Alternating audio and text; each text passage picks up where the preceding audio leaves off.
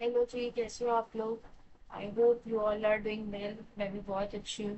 ठीक है स्टूडेंट्स, तो मेरे पास ना बहुत सारी रिक्वेस्ट आई थी कि मैम आपको ना आईबीएस पे वीडियो अपलोड कर दीजिए। हमें आईबीएस पे इतनी क्लैरिटी नहीं है, बहुत एम्बिग्विटी है। और कोई भी मतलब वीडियो में इतनी क्लैरिटी नहीं है। ठीक है, तो प्लीज़ आप हमें हेल्प कर सकते हो, इसीलिए मैं ये वीडियो आज बना रही हूँ। ठीक, जिसमें वी विल डिस्कस कि आपको आईबीएस प्रिपेयर कैसे करना है। ठीक है, अगर कोई बोथ ग्रुप वाला है तो उसके लिए भी, कोई सिंगल ग्रुप वाला है तो उसके लिए भी, अगर उसकी लॉ कॉस्टिंग ऑलरेडी डन है देन ऑल्सो, अगर नहीं भी है then also we will discuss कि आपको क्या करना चाहिए। ठीक, तो स्टूडेंट्स, अभी आपके जैसे एग्जाम आ रहे हैं ना। ठीक है, तो जिनका एग्जाम है अभी रिसेंटली, अभी जिनका आईपीएस का एग्जाम भी है, ये वीडियो उनको भी हेल्प करेगा।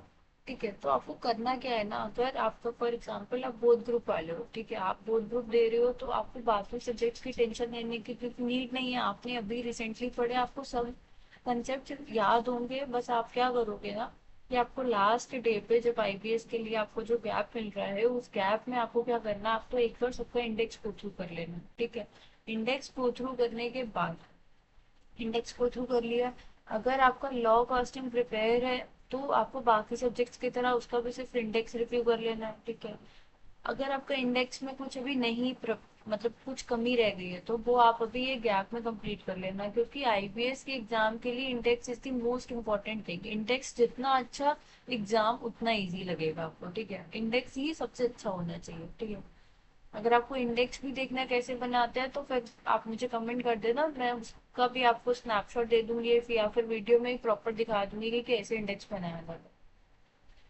ठीक है, तो इंडेक्स बना लोगे आप लोग, अगर लॉ कॉस्टिंग प्रिपेयर है तो ठीक है, लॉ कॉस्टिंग का भी इंडेक्स आपको रिव्यू करना है जैसे बाकी सब्जेक्ट्स को करोगे। फिर उसके बाद अब आपने रिव्यू कर लिया। ठीक, अब रिव्यू करने के बाद आपको क्या करना है, आपको ना उस गैप के पीरियड में मौज नहीं मारनी है, मौज एग्जाम के बाद मारेंगे। आपको मौज नहीं मारनी है, आपको आना है केस स्टडी डाइजेस्ट में आना है, आपको अपने इंस्टीट्यूट के केस सिनेरियोस खोलने हैं, वहां पर जाना है और केस सिनेरियो को पढ़ना है। ठीक है, मैम सॉल्व करना है, हाँ करना है, लेकिन कैसे करना है, रुक जाओ रुक जाओ, लिखना नहीं है आपको, कुछ भी लिखना नहीं है आपको। क्या करना है ना, आपने फॉर एग्जाम्पल ये केस पढ़ा। ठीक है, तो लेट्स टेक एन एग्जाम्पल। ठीक है, अब जैसे मैं मेरे को दिख रहा है कि this is something that is important. ठीक है, यहाँ पे हम पढ़ते हैं कि टी की कंपनी है, वो टी बैग्स बना रही है। ठीक है, tea bags are due to the convenience any time anywhere is highly recognised for the tagline companies net worth. देखो अब यहाँ पे आपके लिए कुछ इंपॉर्टेंट आ गया।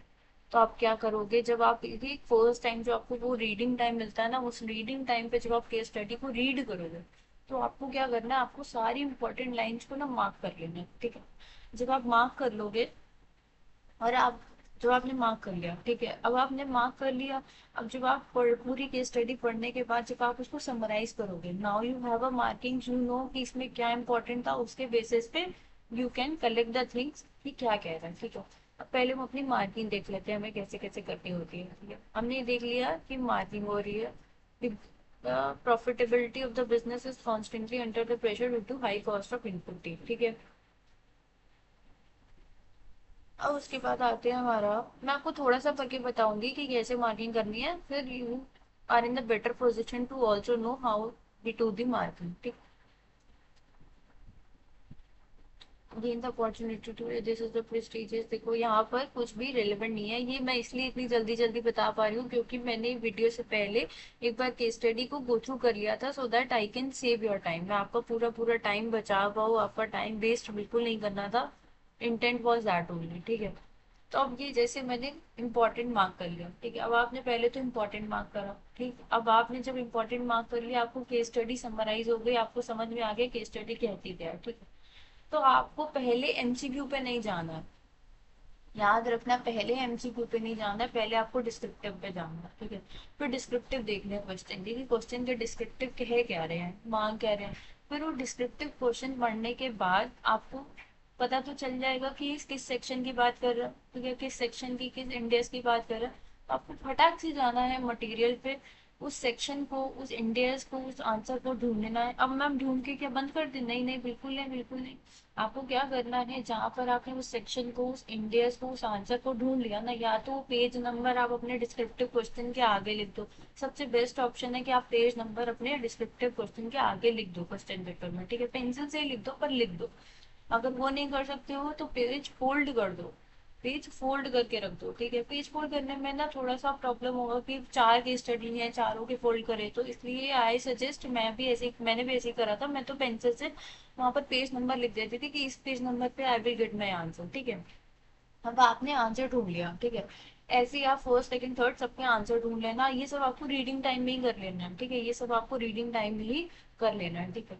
अब मैम एमसीक्यू नहीं देखना है, देखो क्या होता है ना, वो वाली केस स्टडी आपको उठानी है, वो केस स्टडी आपको एग्जाम में उठानी होती है जिसमें आपको सबसे ज्यादा डिस्क्रिप्टिव क्वेश्चन आते हो, ठीक है, सबसे ज्यादा डिस्क्रिप्टिव क्वेश्चन आते हो, क्योंकि एमसीक्यू पे तो श्योरिटी किसी भी सिनेरियो पे आप नहीं ला सकते हो, ठीक है। डिस्क्रिप्टिव पे यू कैन हैव, तो max marks you can score through the descriptive, that will be confidence for you, आपको कॉन्फिडेंस आ जाएगा, ठीक है। तो ये आपको एग्जाम टाइम के लिए देखना था। तो अभी क्या करना है, पहले आप जब अभी अपने गैप टाइम में जब आपको एग्जाम के लिए लीव मिल रही है, उसमें आप ऐसे पहले केस स्टडी को रीड करना, हाईलाइटेड इंपॉर्टेंट करना है। फिर हाईलाइटेड इंपॉर्टेंट करने के बाद आपको क्या करना है ना, आपको अपनी बुक्स खोलनी है, जैसे आप एग्जाम में बुक्स खोलोगे ना, वैसे अपनी बुक्स खोलनी है। वहां पे आंसर को ढूंढना है, वहां पे डिस्क्रिप्टिव क्वेश्चन के लिए जाना है, पढ़ना है, आंसर को ढूंढना है, वहां पे पेज नंबर देखना है, क्वेश्चन समझना है, वहां पे पढ़ना है क्या लिखा है, क्वेश्चन नंबर समझ मतलब पेज नंबर लेना है, अपने क्वेश्चन के आगे नोट करना है, और माइंड में लाना है कि इसका आंसर क्या होना चाहिए था, फिर जाके आपको सजेस्टेड आंसर मैच कराना है। अगर आप कर पा रहे हो तो मतलब आपका काम हो गया, अब आपको आईबीएस की टेंशन लेने की नीड नहीं है। मैम एक केस स्टडी करनी नहीं, एक केस स्टडी नहीं करनी है। अगर आपके बोथ ग्रुप्स प्रिपेयर्ड हैं, लॉ कॉस्टिंग सब प्रिपेयर है, तो आई विल सजेस्ट कि 10 केस सिनेरियोज आप एटलीस्ट देख लो, ठीक है। अगर आप 10 केस सिनेरियो देख लोगे तो आपके लिए सफिशिएंट हो जाएगा। अब you don't need, not require to worry, आपको वरी करने की बिल्कुल जरूरत नहीं है, आपका काम इसमें हो जाएगा, ठीक है।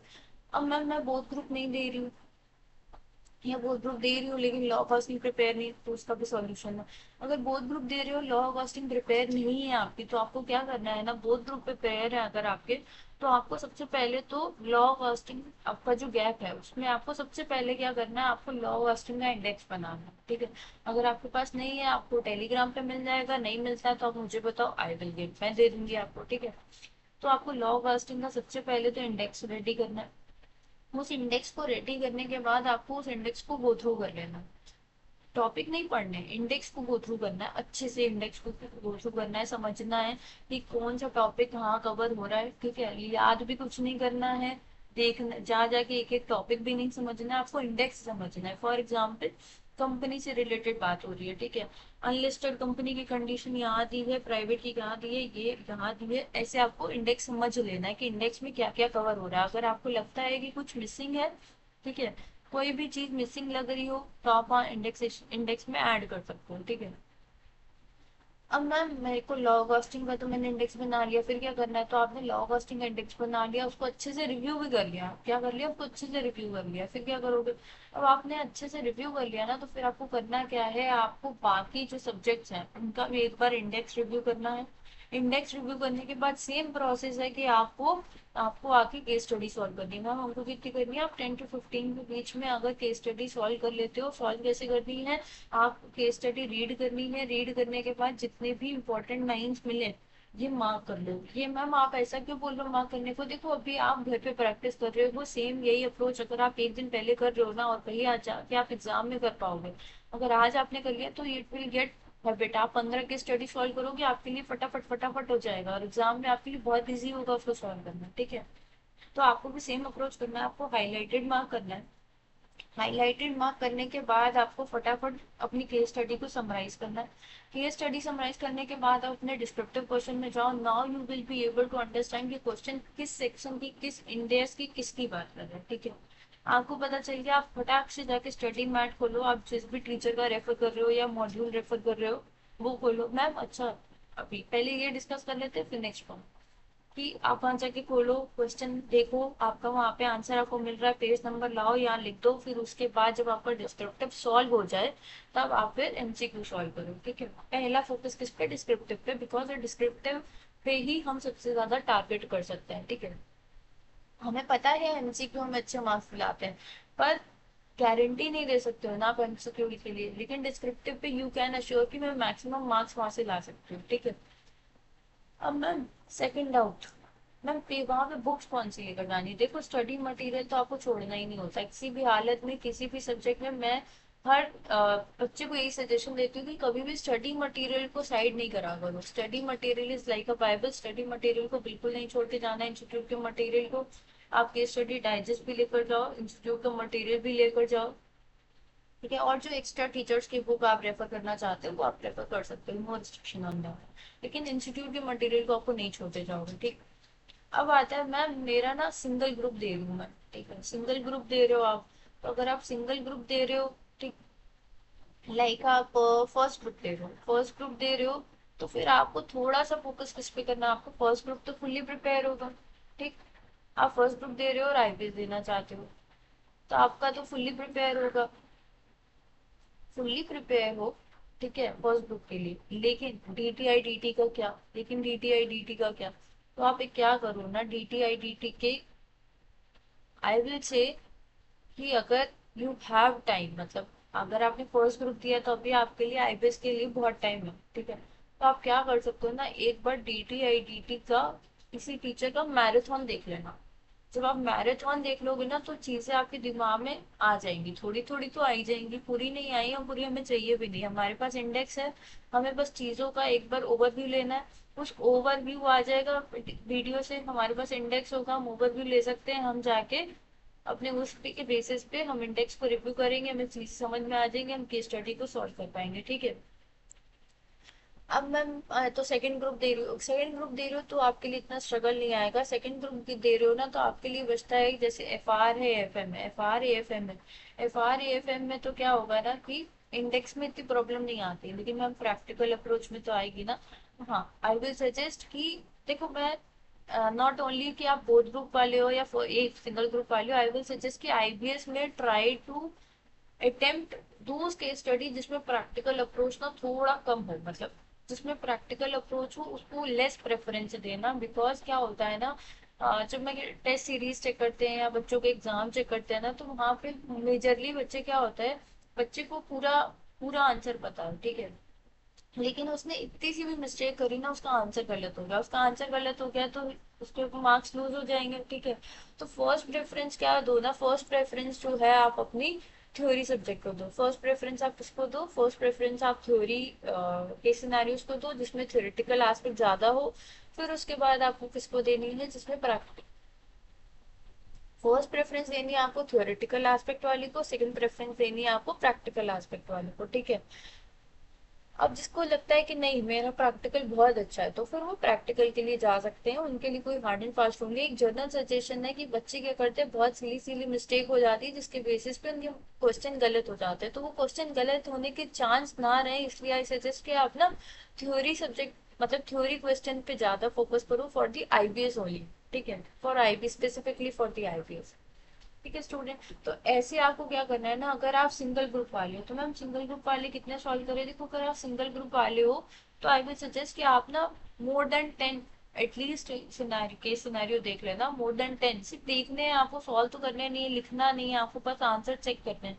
आंसर चेक करने में ज्यादा टाइम नहीं जाएगा। ठीक है, इनिशियली आपको जब एक दो करोगे तो टाइम लगेगा, फिर धीरे धीरे आपका टाइम वो रिड्यूस हो जाएगा। इसीलिए मैं ये बोल रही हूँ, क्योंकि जब आपका टाइम एक दिन पहले रिड्यूस हो रहा है ना, तो सोचो एग्जाम में वो आपको कितना बेनिफिट देगा। इसलिए आप ऐसे अप्रोच करोगे तो आईपीएस में आपका अच्छा कॉन्फिडेंस भी आ जाएगा and you will be able to score good marks in the exam. और किस्मत अच्छी हुई तो शायद वही रेप्लिकेट होकर ही आ जाए। So, guys, this was the tip from me for the IBS. Hope you like this. अगर आपको अच्छी लगी तो do like, subscribe my channel. Okay. Bye. Stay connected with me. Bye.